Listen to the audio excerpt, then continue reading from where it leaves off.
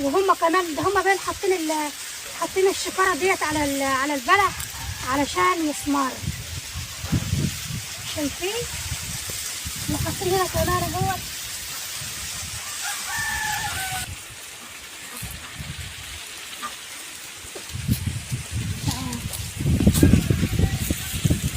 كمان رمان اهو. شايفين؟ طبعا المنطقه اللي انا فيها دي حته اسمها اسمها ايه يا احمد؟ الفحاء. كوم الفرع. كوم الفرع. كوم الفرع. وعلى صور الرمان بتاعتنا. شايفين الرمان؟ ما شاء الله.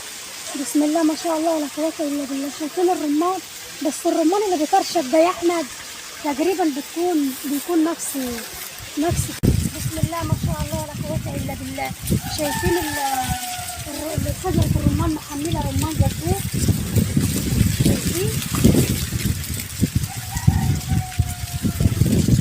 شايفين شجره الرمان.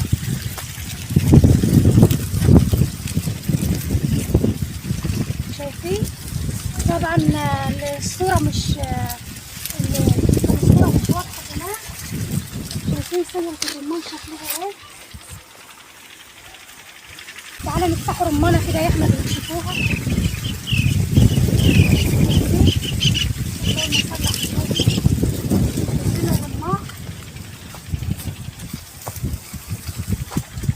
بسم الله الرحمن الرحيم.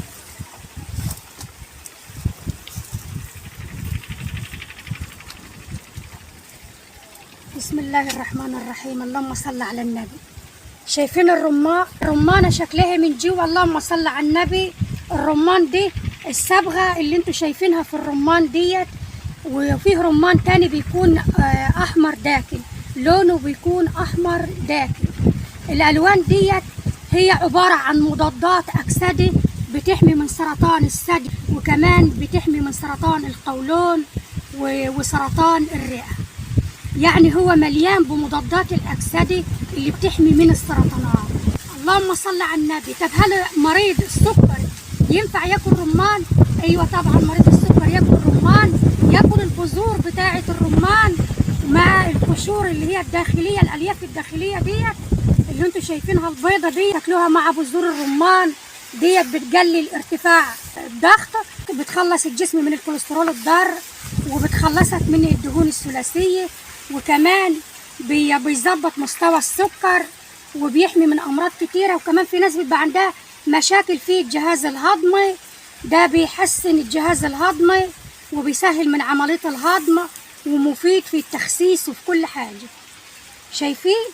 بس في ناس بتعمل اللهم صل على النبي، بتعمل العصير الرمان ده، بتضربه في الخلاط وبتضيف عليه سكر. وهو الطريقه اللي هم بيعملوها ديت طريقه بتقلل من فوائده، وبيضيفوا له سكر بيزود الوزن وبيضرهم اكتر واكتر.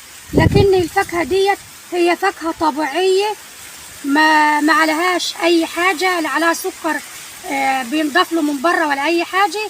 فهي تاكلوها كده زي ربنا سبحانه وتعالى ما خلقها. مفيد جدا للرياضيين لانه غني بالبوتاسيوم والمغنيسيوم اللي بيحافظ على توازن السوائل في الجسم، وبيعمل انبساط للعضلات، وكمان بيساعد في تدفق الدم، وبنشط الدورة الدموية، وبيزود الأكسجين في الدم.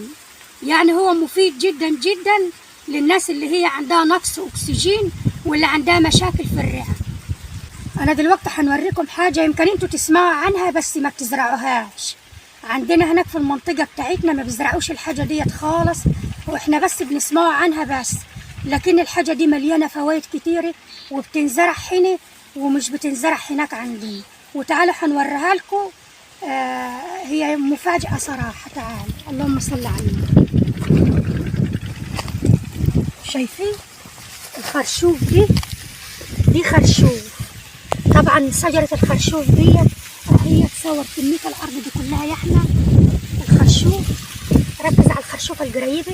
شايفين الخرشوف ده طبعا لما بيكبر بيلف كده زي الايه، زي الكباتشي وزي الكرنب الأحمر. بيعمل كده بيلف، وبيعمل قرص داخلي من هنا ماشي، وبينباع لوحده. الخرشوف ده بينباع بالواحد. شايفين الخرشوف اهو، هو لسه صغير. تعرفوا الخرشوف ده بينزرع ازاي؟ طبعا الخرشوف ده لما بيكبر وبيجمعوه بيسيبوا الجذور بتاعته اللي هي بتبقى زي الخشب دي. شايفين الجذور دي؟ بيسيبوا الجذور دي هي بتعيد زرعها وبتعيد زرعها وبتعيد انتاجها للسنه الجايه. يعني هما بيجمعوا الخرشوف وبياخدوا الخرشوف يبيعوه، وبيخلوا الجذور بتاعه الخرشوف اللي انتوا شايفينها في الارض دي، بيسيبوا الجذور الخشبيه دي بيسيبوها تعيد انتاجها وبتطلع الخرشوف للسنه اللي بعدها وهكذا. وهم عندهم الخرشوف دي هو الزراعه الاساسيه عندهم، زي احنا ما احنا عندنا المحاصيل الاساسيه زي الغله والرز والذره والحاجات دي.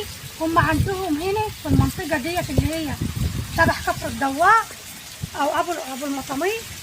طبعا اللهم صل على النبي، هو ده الخرشوف ده هو موسم. شايفين مساحه الاراضي قد ايه والخرشوف قد ايه؟ او ده كله بيبقى خرشوف وبياخدوه يبيعوه. احنا ما عندناش فكره عنه خالص غير بنسمعه عنه بس.